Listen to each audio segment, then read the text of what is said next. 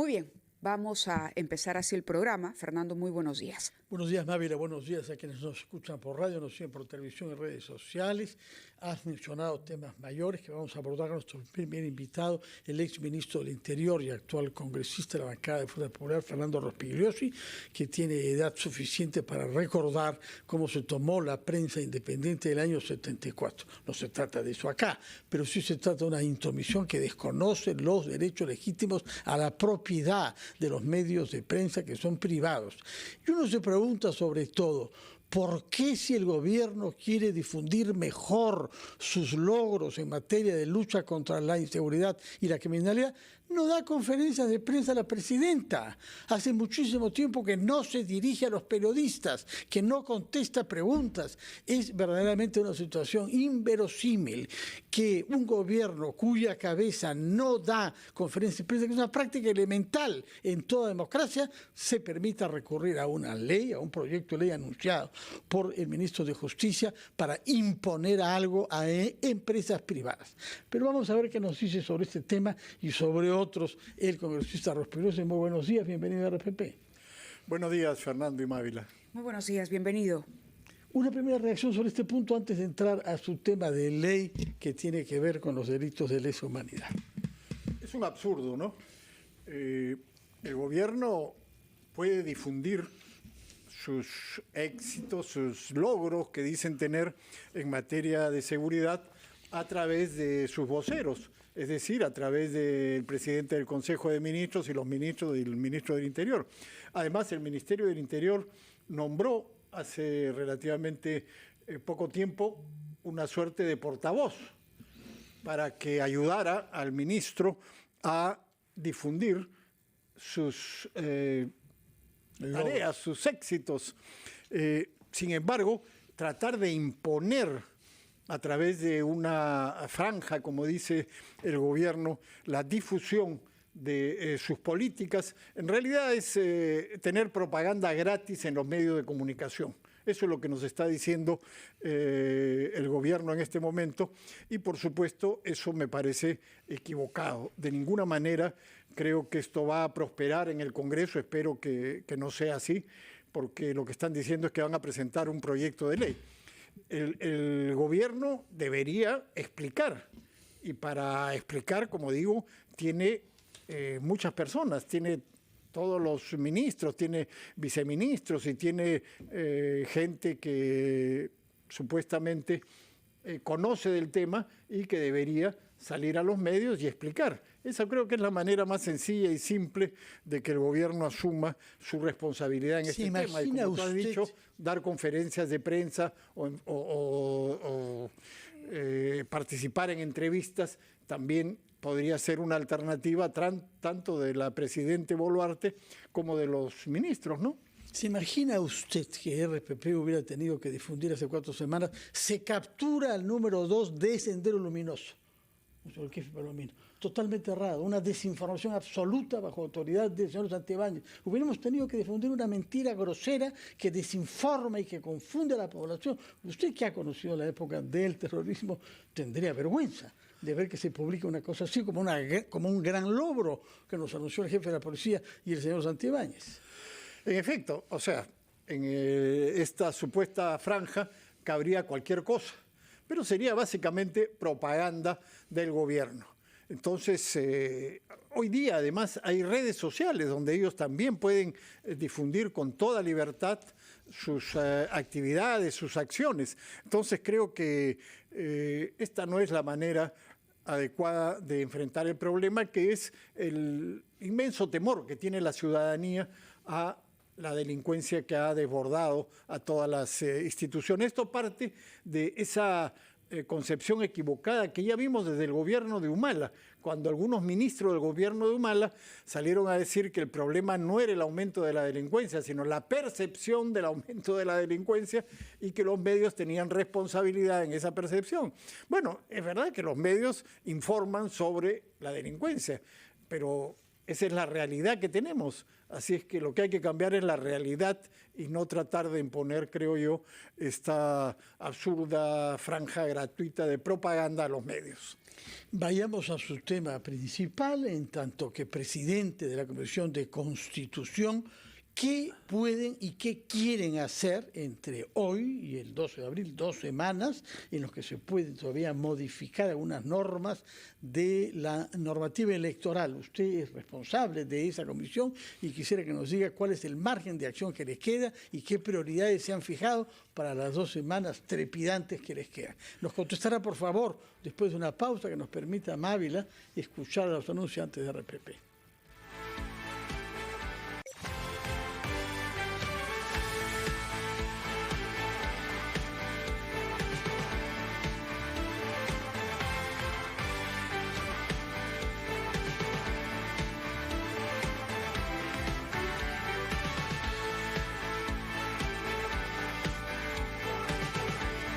Son las 8:20, estamos conversando con el congresista Fernando Rospigliosi de la bancada de Fuerza Popular en su calidad sobre todo de presidente de la Comisión de Constitución, pero también de actor que va a votar en las sesiones del Pleno. Y yo quisiera saber qué se puede cambiar todavía o qué se puede concretar como cambio de aquí al 12 de abril, que es la fecha en la que se cumple un año antes de las elecciones y se cierra toda posibilidad de cambio de la normativa electoral. Hay algunos temas que todavía están pendientes. Está pendiente de segunda votación la decisión para que los peruanos en el exterior puedan votar con pasaporte. Hasta ahora solamente pueden votar con DNI, pero el pasaporte es un documento muy seguro. Y si se aprueba esto, podrían también peruanos en el exterior que no tienen DNI votar con el pasaporte. Ya se ha aprobado, como sabemos, el voto digital, eso ya es ley, se puede votar, pero para eso requieren DNI electrónico. Bueno, eso es una de las cosas que está pendiente. Y la otra es la regulación del recuento de votos, porque se aprobó que la OMPE va a mantener las cédulas de votación para que puedan ser revisadas en caso de que haya un problema con el acta. A veces, por ejemplo, está mal hecha la suma en el acta, se anula el acta y se pierden 300 votos. Con la conservación de las cédulas, a instancias del jurado electoral especial, que actúa de oficio, dice, no, se recuentan los votos, no se anula el acta, se recuentan los votos. Eso, según el proyecto de ley que ya ha sido aprobado en primera votación, lo haría el jurado especial electoral en un plazo que está determinado ahí. Es decir, es una especie de reglamentación de la manera como se llevaría a cabo el recuento de votos. Si no se aprueba, desgraciadamente, eso ya quedaría, tendría que, el jurado de elecciones y la OMPE tendrían que emitir un reglamento. En el Pleno. Eso está en el Pleno, está para segunda votación en el Pleno. En el Pleno. ¿Ambas cosas?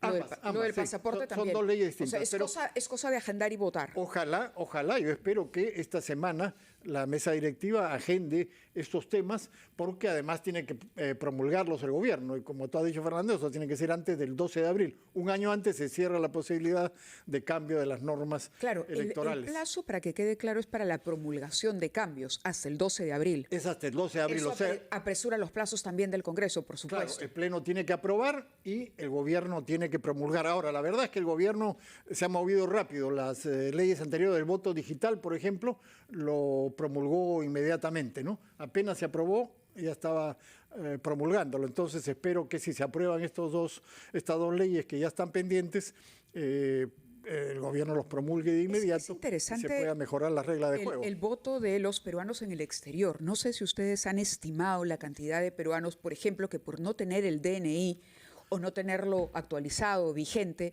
no han hecho ejercicio del voto en oportunidades anteriores. ¿Y cuál es, digamos, el incentivo que tiene o si hay un gran ausentismo? ¿Hay algún análisis que se haya hecho para promover esta norma? Sí, claro. El ausentismo en la última elección ha sido tremendo. Entre 65 y 75% en primera y segunda vuelta. Y en el extranjero, ¿no? Después han habido muchísimos más peruanos que han seguido saliendo fuera del Perú, a quedarse, a radicarse en el extranjero. Ahora, uno de los problemas es la distancia que hay con los consulados. No hay demasiados consulados, no hay demasiadas posibilidades de ir a lugares donde se pueda votar. Por ejemplo, hace poco tuve una videoconferencia con peruanos en Guadalajara. Había un consulado honorario en Guadalajara y se ha cerrado por problemas, bueno, estaban metidos en algunas cosas oscuras, un cónsul honorario, cerraron eso. Eso está a 8 horas de Ciudad de México por tierra. Entonces, imagínate, si alguien va por tierra en avión es 1 hora y media, pero ir por tierra son 8 horas de ida, 8 horas de venida, son varios días de viaje, no pueden hacerlo en un día para ir a votar. Entonces eso disuade a los peruanos. Ahora, con el voto digital eso puede cambiar, pero para eso se requiere también DNI electrónico. Claro. No todos tienen DNI todos electrónico. tienen el DNI. Eso también es un problema del gobierno. Si ponen las máquinas en los lugares que se requieren, se pueden emitir DNI electrónicos con más facilidad a los peruanos en el extranjero. Reelección de alcaldes y gobernadores. Bueno, desgraciadamente no se aprobó.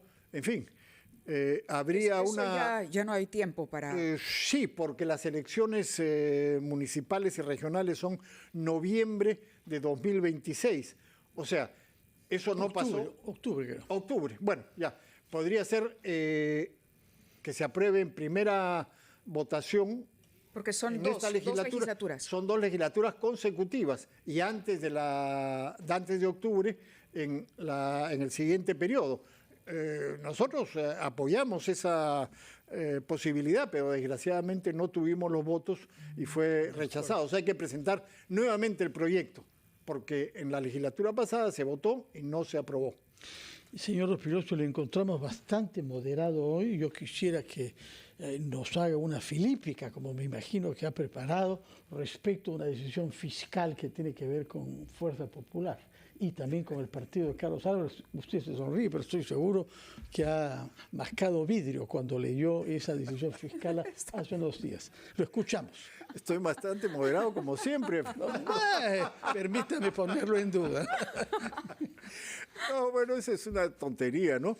Que ha sido unánimemente criticada. No tiene sentido que la Fiscalía de la Nación dedique un fiscal supremo provisional a hacer investigaciones sobre un caso que evidentemente no tiene ningún asidero, ¿no? Citan un artículo de la ley que dice que se refiere a los terroristas, a los que generan violencia, para iniciar una investigación a Fuerza Popular y al partido de Carlos Álvarez por asuntos que evidentemente no son pertinentes. Es una muestra, pues, de que la Fiscalía se ha descarrilado completamente, ¿no? En lugar de dedicarse a perseguir delincuentes, que es lo que debería hacer, libera delincuentes y se dedica a perseguir partidos políticos y a policías y militares, hay que decirlo. La filípica está hecha. Hablemos entonces de una ley que ha promovido usted, que aspira a poner en acuerdo nuestra legislación sobre crímenes de lesa humanidad con el momento en que el Perú adhirió al Tratado de Roma. Explíquenos, por favor, cuál es el problema y qué es lo que ha propuesto usted y a quién beneficia y a quién perjudica eso. Es muy sencillo.